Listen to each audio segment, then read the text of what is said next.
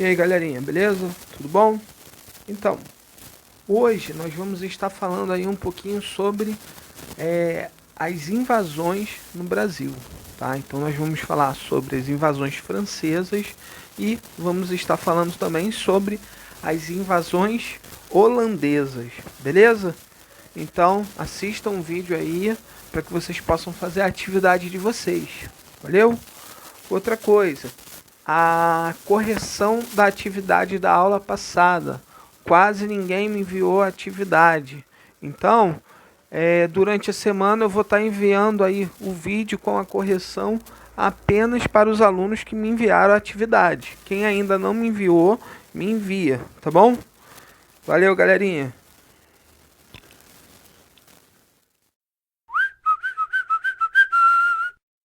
Bom, galera, hoje nós vamos falar sobre as invasões francesas que ocorreram aqui no Brasil.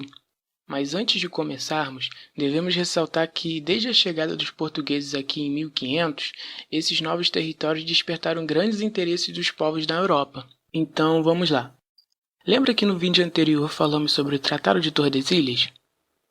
Então, esse tratado foi muito contestado por muitos países que ficaram de fora, inclusive a França. E com isso, o litoral brasileiro vinha sendo bastante frequentado pelos franceses desde a extração do pau-brasil. Os franceses tinham uma boa relação com os povos indígenas dessa região, e com isso, utilizaram dessa boa vizinhança para manter relações de acordo com esses nativos. O principal povo indígena que apoiou os franceses foram os tamoios. Com este apoio, surge a Confederação dos Tamoios, que foi a aliança dos diversos povos indígenas que também apoiava os franceses contra os portugueses. E com isso, com essa relação de apoio e aliança dos nativos, a França chega a fundar a chamada França Antártica no Rio de Janeiro, lá por volta dos anos de 1555, com uma grande influência protestante, porque lá na Europa estava rolando o movimento da Igreja Católica contra os protestantes, a Contra-Reforma. Então, durante mais ou menos 5 anos, aconteceu diversos conflitos entre a Confederação dos Tamoios e os portugueses. Só que os portugueses acabam levando a melhor e conseguem expulsar os franceses do Rio de Janeiro e extinguir a Confederação dos Tamoios. Os franceses não iriam desistir assim tão fácil. No século XVII, eles estabelecem uma nova investida, só que agora no Nordeste, mais precisamente lá no Maranhão, e vão acabar fundando a França Equinocial. E com esse novo estabelecimento dos franceses nos territórios portugueses, Portugal fica com um certo receio de perder parte do território da sua colônia. Então, rapidamente, manda umas expedições militares à região do Maranhão. Expedições essas que encurralam os franceses tanto por terra quanto por mar. E sendo assim, lá em 1615, os franceses acabam se rendendo e se retirando do Maranhão, partindo agora em direção às Guianas. Bom, com essas duas tentativas frustradas de se estabelecer aqui no território, coube aos franceses saquear através de piratarias algumas cidades do litoral brasileiro. Um belo dia, Dom Sebastião, o rei de Portugal, resolveu ir lutar no Marrocos. Só que ele acabou morrendo e sumindo. Já que ele não tinha filho, seu tio assumiu, mas ele estava muito velho, então morreu logo.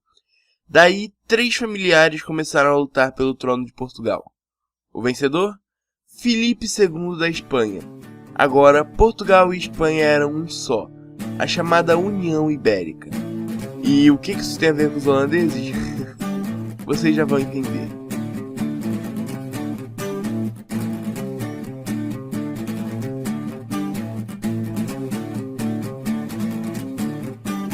A Holanda era dominada pela Espanha, então um ano após a fundação da União Ibérica, ela declarou a independência. E como era de se esperar, não foi nada amigável. Isso fez com que o rei da Espanha proibisse o comércio das colônias com os holandeses, mas Portugal e Espanha eram um, então isso afetou o comércio nas colônias portuguesas, inclusive o Brasil. E não teria nenhum problema se a Holanda não fosse um dos maiores investidores do açúcar brasileiro. Sem o comércio com o Brasil, a Holanda formou a Companhia Holandesa das Índias Orientais, ou VOC, que era uma empresa que tinha como objetivo controlar o comércio no Oriente. E vocês sabem o que eu quero dizer com controlar, né? Eles foram tão bem sucedidos nisso que os anos depois fundaram a Companhia Holandesa das Índias Ocidentais, ou VIC, que essa tinha como único objetivo ferrar com a Espanha. Com a União Ibérica, Portugal herdou os inimigos da Espanha, inclusive países que eram amigos de Portugal, como a Inglaterra e a própria Holanda, que sabia que daria muito trabalho para invadir as colônias espanholas. Mas espera, se o Brasil é de Portugal e Portugal é da Espanha, o Brasil é da Espanha. Primeiro a Inglaterra organizou uma expedição para atacar Pernambuco. Lá eles se juntaram com os holandeses e franceses e levaram muito pau-brasil, algodão e açúcar. Mas a Holanda queria mais que roubar, então a Vic planejou e executou um ataque a Salvador, a então capital do Brasil. Eles ficaram por lá durante um ano até que a Espanha enviou reforços e conseguiram expulsar os holandeses de lá. E todo esse dinheiro que a Holanda perdeu na invasão de Salvador foi recuperado 4 anos depois, quando eles saquearam uma frota espanhola que carregava toda a prata que eles tinham extraído naquele ano no Caribe. Com esse dinheiro a Holanda preparou um novo ataque, agora contra a capitania mais rica do Brasil, Pernambuco. Eles chegaram com uma pancada de navios e conquistaram Olinda e depois Recife. Os portugueses e brasileiros até tentaram resistir, mas a Holanda estava muito forte, então eles acabaram por recuar. Isso, somado à ajuda de Calabar, um português que virou a casaca, fez com que a Holanda aumentasse mais ainda seu território no Nordeste brasileiro. Mas a coisa mudou mesmo quando a Vic contratou Maurício de Nassau para ser o governador do território conquistado que, por sinal, passou a ser chamado de Nova Holanda. É claro que os holandeses não fizeram esse estardalhaço todo só por causa da tretinha com a Espanha, por mais que tenha sido um grande empurrão. Eles tinham muito interesse no açúcar, tanto que com Nassau a produção de açúcar aumentou bastante. Inclusive a Holanda fez vários empréstimos aos senhores de engenho e a única condição era que eles tinham que vender o açúcar à Holanda ao invés de Portugal. Nassau também fez algumas reformas em Recife, fez várias obras públicas, melhorou a infraestrutura e realmente transformou Recife, ou como ele meio que renomeou a cidade, Maurícia, na cidade mais moderna das Américas. Também foi Nassau quem trouxe os primeiros grandes cientistas e artistas para a colônia, que retrataram muito do que se conhece do período colonial. E algo bem marcante do governo de Maurício foi a liberdade religiosa. E isso foi muito importante, já que os portugueses eram católicos, os holandeses protestantes e ainda tinha uma pá de judeus vindos da Holanda.